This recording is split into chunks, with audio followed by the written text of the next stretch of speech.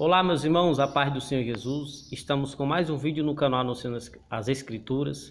E no vídeo de hoje, meus irmãos, nós queremos falar sobre a salvação, sobre como ser salvo, né? E nós estamos com o nosso convidado especial, amigo João Vitor, um irmão em Cristo Jesus, e um grande amigo também. Nós nos congregamos na mesma igreja. E ele veio responder algumas perguntas a respeito da Bíblia, principalmente voltado para a salvação.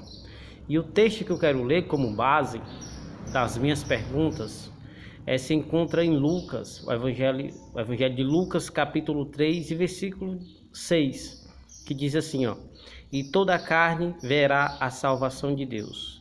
Primeiramente, João Vitor, obrigado por ter aceitado o convite, e eu creio que vai ser uma bênção esse vídeo. E eu já quero começar com uma pergunta, João Vitor. A salvação de Deus, essa salvação, como funciona essa salvação?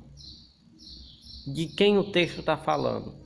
Eu quero também saudar a todos com a paz do Senhor, né? Como o irmão Arilton já introduziu, nós somos amigos, irmãos em Cristo. Irmão Arilton, um homem que a gente tem aprendido muito com ele também, que o canal dele tem sido uma bênção, né? Para a vida dos irmãos, todos aqueles que escutam a palavra de Deus. Bom, o texto que nós iremos analisar, como já foi falado, Lucas 3 e 6, nós vemos que o doutor Lucas ele dá uma introdução falando que toda a carne verá a salvação de Deus. O Arilton perguntou, primeiro, como se dá essa salvação, e segundo, quem são as pessoas que verão, né, a salvação. A gente sabe que a salvação hoje, atualmente, nós sabemos que ela não é dada da mesma forma que no dia em que Cristo ele veio à Terra. Como assim, irmão? Você falou uma heresia. Não, irmãos, calma. É da seguinte maneira. O texto diz, toda a carne verá a salvação de Deus.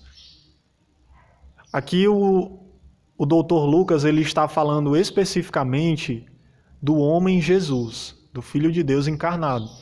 Então, João ele estava pregando sobre um homem que vivia ao mesmo tempo que ele. Então, as pessoas que eram alcançadas por Cristo, elas viam a Jesus. Jesus era a salvação de Deus.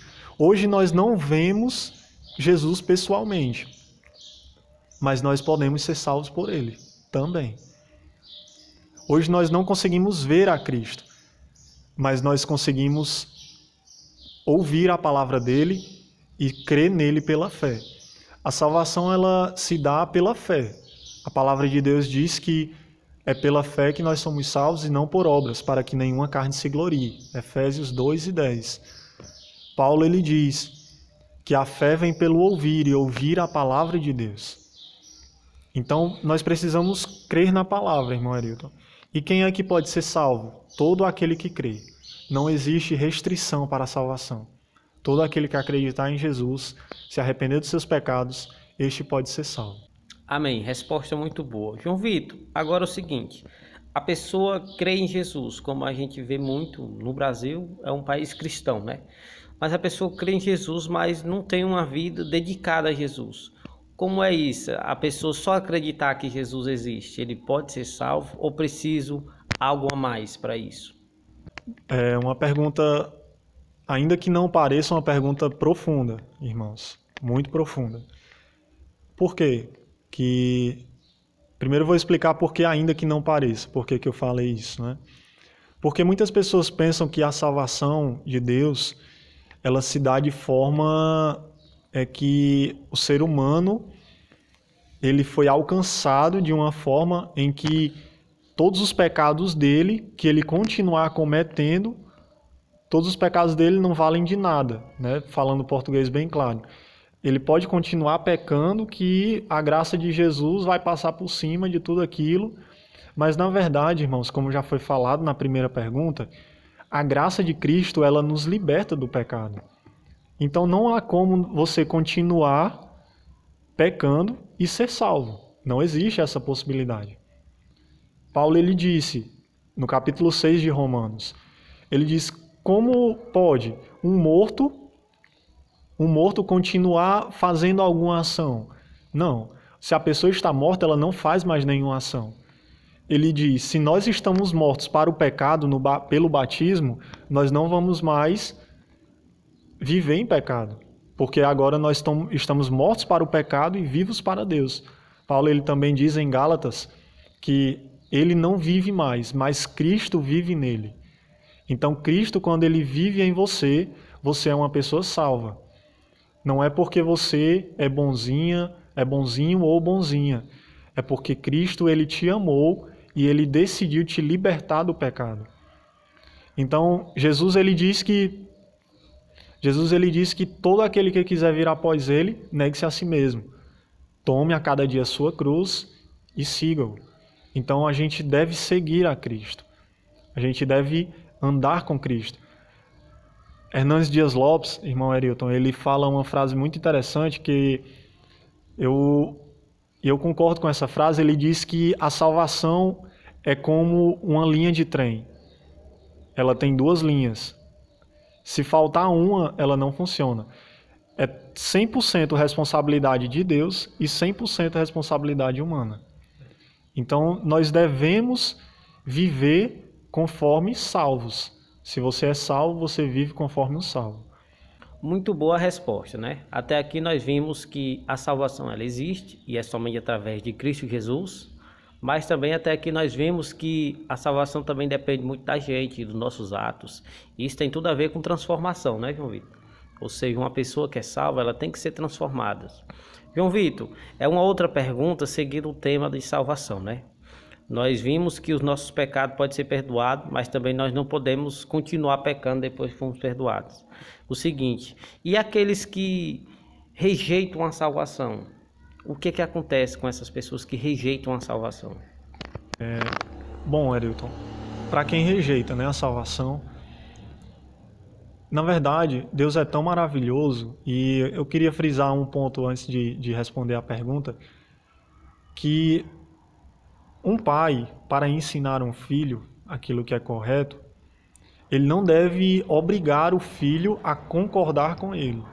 O pai, ele expõe os pontos para o seu filho daquilo que é correto e daquilo que é errado e mostra as consequências para ele. Bom, filho, se você resolver seguir o que é correto, você vai ter consequências boas.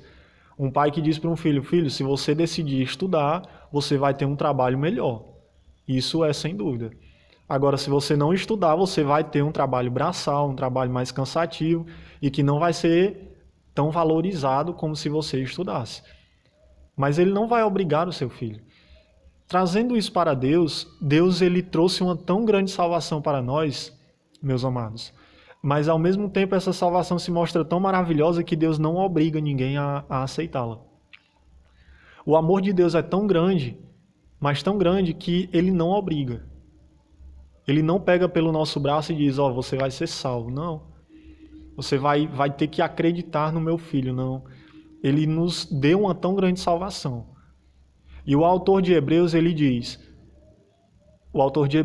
fala, antigamente, lá na lei, quando uma pessoa ouvia a lei de Moisés e não aceitava esta lei, essa pessoa ela morria por 2 ou 3 testemunhas. Quanto mais vocês acham digna de maior condenação aquele que pisa no Filho de Deus, ou seja, na graça. Nós temos uma tão grande salvação, mas aquele que rejeita essa tão grande salvação, infelizmente ele está em uma tão grande condenação, porque a condenação ela é real e o próprio João ele fala, na verdade Jesus ele fala, né, no Evangelho de João, capítulo 3, o versículo 16, que é um versículo tão conhecido, irmão Arilton, mas poucos lembram dos versículos seguintes. Vamos lembrar do texto? Versículo 16 diz o seguinte, porque Deus enviou o seu Filho unigênito para que todo aquele que nele crê não pereça, mas tenha a vida eterna. Aí no começo diz, né, porque Deus amou o mundo de tal maneira que deu o seu Filho unigênito para que todo aquele que nele crê não pereça, mas tenha a vida eterna. Aí o versículo seguinte, porque Deus enviou seu Filho ao mundo não para que condenasse o mundo, mas para que o mundo fosse salvo por ele. Quem nele crê não é condenado, mas quem não crê já está condenado, porquanto não creu no unigênito Filho de Deus. Então a condenação ela começa no momento em que você rejeita a palavra de Deus. Assim como a salvação ela começa no momento em que você acredita nesta palavra. E vai ser consumada lá no céu, a salvação. E a condenação vai ser consumada no inferno. Nós vimos, né, João, que a salvação ela é um processo, né? Como você falou, começa crendo, né? Mas é uma caminhada, é uma vida de renúncia, é uma vida de transformação, é uma vida de fazer a vontade de Deus, né? Porque quando nós fazemos a vontade de Deus, nós estamos seguros, nós estamos no caminho certo. Mas quando nós passamos para a desobediência, quando nós passamos por rejeitar a vontade de Deus, nós fazemos como Israel fez no passado, né? Rejeitou a lei de Deus, rejeitou a vontade de Deus e acabaram vivendo em muitas desgraças, sendo escravizados por outras nações, e não é isso que Deus quer para a nossa vida. Meu vídeo, eu quero agradecer por essa oportunidade que você nos deu, né, de trazer uma palavra aqui para nós, e eu creio que esse vídeo, meus irmãos, pode edificar a sua vida. Entenda uma coisa, assim como nosso irmão João Vitor falou, a salvação ela é oferecida a qualquer um, mas nem sempre as pessoas são gratas a Deus por isso. Muito pelo contrário, rejeitam e querem ter uma vida desprezível, uma vida de pecado, e Deus não aceita isso. Deus ele perdoa os pecados do passado, mas ele quer que você dê exemplo no futuro e no presente, né? Sim, ouvidos. E que você que viu esse vídeo, se você gostou desse vídeo, deixe o seu like, se inscreva no canal. Nós sempre estamos fazendo vídeo como este aqui, falando sobre salvação, sobre doutrina, sobre a palavra de Deus. O nome do canal é Anunciando as Escrituras, e é isso que nós temos feito aqui. Até o próximo vídeo e fica com Deus. Se Deus quiser, estaremos aqui numa próxima oportunidade. Amém?